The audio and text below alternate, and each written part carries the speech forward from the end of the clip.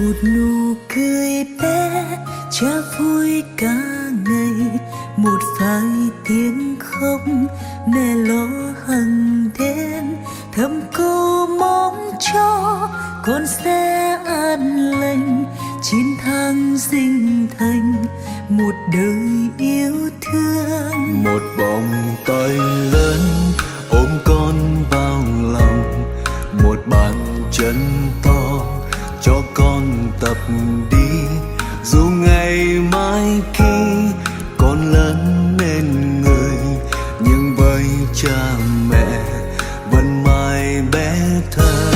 À ơi, con ngủ cho ngoan, giấc mơ sẽ mang đầy lời mẹ ru.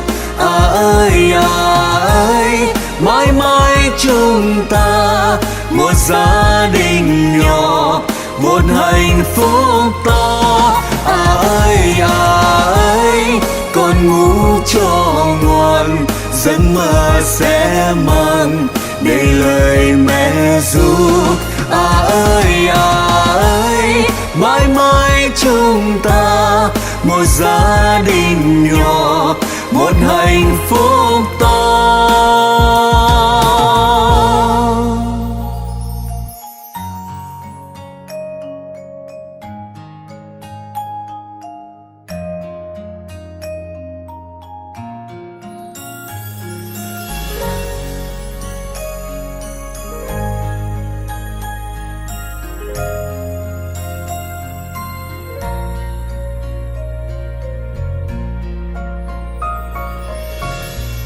Một vòng tay lớn ôm con vào lòng, một bàn chân to cho con tập đi, dù ngày mai khi con lớn nên người, nhưng với cha mẹ vẫn mãi bé thơ.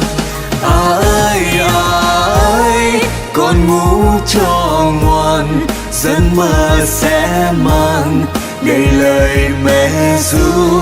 À ơi, mãi mãi chúng ta một gia đình nhỏ, một hạnh phúc to.